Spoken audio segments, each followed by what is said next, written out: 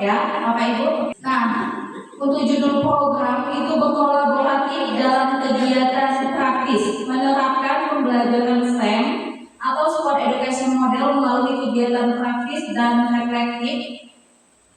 Nah, tujuan program ini Bapak Ibu ya untuk menawarkan pendekatan yang inovatif dan menyeluruh dalam pendidikan jasmani dengan fokus pada pengembangan keterampilan sosial, kepemimpinan dan motivasi siswa. Karena itu, integrasi STEM dalam kurikulum pendidikan jasmani merupakan langkah yang sangat strategis untuk menciptakan lingkungan belajar yang lebih inklusif, ya, partisipatif dan efektif. Nah, latar belakangnya dalam konteks pendidikan jasmani itu olahraga di sekolah penting untuk mengembangkan pendekatan yang tidak hanya fokus pada aspek fisik saja, tetapi juga pengembangan keterampilan sosial, emosional, dan kognitif siswa. Salah satu tentang langkah-langkahnya, Bapak Ibu, di sini ada 5 ya. Yang pertama itu aksesibilitas pendidikan memastikan bahwa setiap siswa memiliki kesempatan yang sama untuk memperoleh pendidikan tanpa memandang latar belakang sosial, ekonomi, atau geografis mereka. Ini membantu mengurangi kesenjangan dalam akses pendidikan. Kemudian yang kedua, mengembangkan keterampilan motorik anak, kemudian mengharapkan setiap siswa dapat bergerak aktif baik di sekolah ataupun nantinya di lingkungan masyarakat. Lanjut yang ketiga, memberikan pengetahuan tentang kesehatan dan kebugaran secara menyeluruh yang sedang dan akan mereka jalani, serta memastikan bahwa hal ini sangat penting dalam menjalani kehidupan di kegiatan sehari-harinya, Bapak Ibu. Oke, yang keempat, melalui pembelajaran STEM, siswa dapat berperan aktif dalam setiap aktivitas. Tujuannya untuk menyediakan pengalaman pendidikan jasmani yang holistik dan terintegrasi dan fokus pada pengembangan keterampilan olahraga, kepemimpinan, kerjasama tim, dan motivasi siswa. Nah, di sini ada 4 ya kegiatan ini yang harus dilakukan. Yang pertama itu komunikasi yang aktif, penyampaian produk atau kegiatan melalui KBS yang sedang saya lakukan, kemudian keterlibatan di dalam KBS. Kemudian yang ketiga, menyampaikan kepada siswa yang keterlibatan pada program ini. Nah, di dalam program ini Bapak Ibu, ya, saya nanti mengadakan kegiatannya itu STEM. Kelasnya yang digunakan itu kelas 8 dan kelas 7. Kelas 9 enggak. Karena kelas 9 dia nanti akan mengikuti mau ujian. Jadi dia fokus dulu ke bagian pembelajaran saja. Kemudian dari produk dari program dokumentasi aktivitas seperti video, foto yang kemudian akan dipamerkan pada potret sekolah, unggahan melalui media sosial sekolah maupun pribadinya. Nah, di dalam produk dari program ini, nah saya ingin bekerja sama dengan guru TIK ya. Nah, di sini adanya kerjasama antar teman sejawat. Ya, di sini mendokumentasikan berupa foto pas pelaksanaan kegiatan STEM nanti, kemudian bisa juga dipamerkan pada saat potret sekolah atau unggahan melalui media sosial ya Bapak Ibu. Seperti di sekolah kita, kegiatan kita itu kita upload di Facebook ya, Facebook SMP 5 Kompas. Kemudian pelaksanaan program ini jangka pendek Bapak Ibu ya. Lanjut, tanggung jawab tindakan kepala sekolah memastikan kelancaran proyek yang akan diagendakan. Kemudian guru memberikan pemahaman terkait program, guru mengawasi jalannya proyek. Guru mendokumentasikan aktivitas, siswa bertanggung jawab sesuai dengan peran yang akan diberikan. Nanti setelah diperkenalkan permainan apa yang akan digunakan, dikasih tahu sama peserta didik kelas 8 dan kelas 7 Bapak Ibu ya. Kemudian dipoto pas kegiatan pelaksanaan, kemudian diambil dokumentasi berupa video juga. Oke ya Bapak Ibu, lanjut. Nah, Program pelaksanaannya itu jangka pendek Bapak Ibu ya, sekitar 1 sampai 2 bulan ke depan. Itu bulannya pada bulan Januari sampai bulan Februari, jangka pendek. Yang putra dan putri kelas 7 dan kelas 8 berkolaborasi melalui kegiatan praktis, guru berperan sebagai fasilitator ya, hanya memberikan fasilitas atau wadah ya. Kemudian pas pelaksanaannya itu siswa yang melakukan ya di dalam setiap permainan. Kemudian itu wasitnya juga dari siswa, hakim garisnya juga dari siswa, kemudian pemainnya juga dari siswa, yang mengatur jalannya suatu pertandingan juga siswa. Ya, kita sebagai guru hanya sebagai fasilitator saja, hanya memfasilitasi jalannya suatu produk seperti itu ya Bapak Ibu. Nah, pertanyaan tentang kapasitas yang dimiliki kelas atau sekolah kita ya.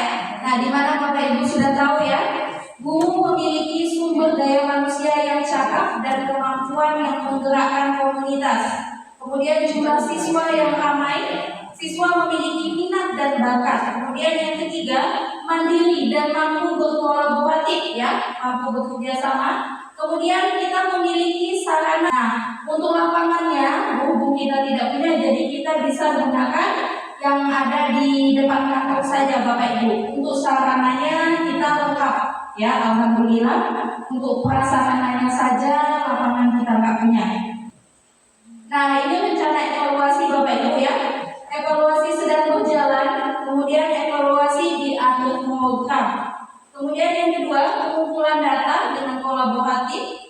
Guru terlibat dalam evaluasi jalannya program. Murid yang terlibat dapat melakukan evaluasi mandiri atau rekan sejawat. Kemudian pengumpulan data itu dengan rubrik asesmen mandiri. Yang kedua, rubrik asesmen dengan rekan sejawat dan rubrik observasi guru. Ini tantangan-tantangan yang kita hadapi ketika kita melakukan suatu proyek ya. Yang pertama itu kurangnya pengetahuan dan pemahaman terkait proyek yang akan dilakukan. Komunikasi yang kurang efektif baik sesama guru maupun sesama murid. Kemudian tidak mengertinya produk dari proyek yang dibuat. Nah, produk yang dibuat itu model pembelajarannya model SEM. Nah, kegiatannya itu dilakukan per 1 bulan itu 2 kali Bapak Ibu. Misalnya minggu ini hari Sabtu kita bisa kegiatannya hari Sabtu melakukan kegiatan proyek SEM ya. Kemudian minggu berikutnya, minggu kedua kita senam. Minggu ketiga lanjut lagi kita ke proyek SEM tadi ya, Sport Education Model. Nah, seperti itu ya Bapak Ibu. Jadi dalam 1 bulan itu ada 2 kali pertemuan hasilkan. Nah, di sini saya bekerja sama dengan wali kelas ya. Mohon Bapak Ibu nanti dikasih tahu sama siswa yang ada di kelasnya untuk kegiatan SEM Sport Education Model. Nah, bentuk permainannya itu namanya bon-boyan Bapak Ibu ya. Nah, ya Bapak Ibu ya. Nah, oke, terima kasih. Mungkin ada yang mau ditanyakan Bapak Ibu sebelum kita tutup. Bu Mira, saya mau bertanya. Iya Ibu, silakan. Sebelumnya terima kasih atas kesempatan yang diberikan. Yang saya tanyakan Bu, apa itu permainan bon-boya itu? Kemudian berapa orang peserta yang memainkan permainan tersebut dan cara memainkannya bagaimana? Atau alat yang digunakan? Terima kasih Bu. Oke, terima kasih Ibu ya atas pertanyaannya. Oke, nama permainannya itu bon-boyan Ibu. Nah, kalau di sini di kampung kita biasanya itu namanya pecah piring Ibu.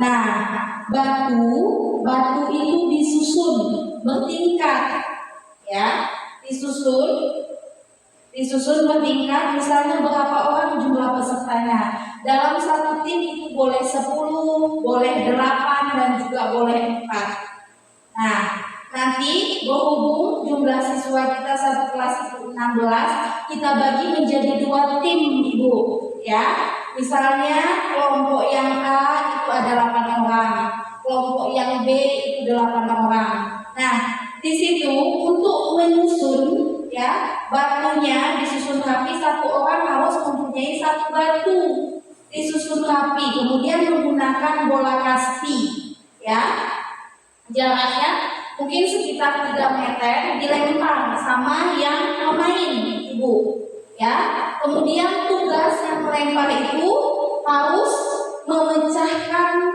susunan tadi, harus berseret, harus kena dia ibu. Nah, setelah kalau kena berarti harus main lari, berarti yang jaganya di depan, yang dekat dengan susunan kaca tadi. Nah, kemudian yang jaga, kalau kena berarti otomatis harus lari. Nah, untuk yang jaga itu harus kerja sama tim ibu, seperti main bola kasti juga. Nah, tidak boleh yang jaga itu mengejar, misalnya lari seperti itu ya ibu, tidak boleh dia. Tidak boleh, dia harus dioper ke temannya, boleh, tidak apa-apa. Jadi di situ kita melatih untuk anak bekerja sama dalam tim seperti itu. Oke, kemudian untuk poinnya, nah apabila ya yang main tadi sampai tersusun lagi, susunan kacanya tadi disusun lagi ibu. Kalau sampai selesai tidak ada yang kena, berarti dapat poin 1. Seperti itu. Ya. Kalau misalnya tidak sempat tersusun, kemudian kena, ada yang kena nih, berarti ganti lagi yang jaga. Seperti itu. Yang tadi tim A yang main, yang jaga tim B, berarti gantian dia. Tim B lagi yang jaga, tim A yang main. Nah, seperti itu ibu. Cara permainannya, menghitung poinnya, jumlah pesertanya bisa kita kondisikan sesuai dengan kelasnya. Berhubung kelas kita 16 orang, bisa bagi menjadi 2 kelompok. Seperti itu ibu. Oke, apakah jelas ibu? Oke, terima kasih ibu.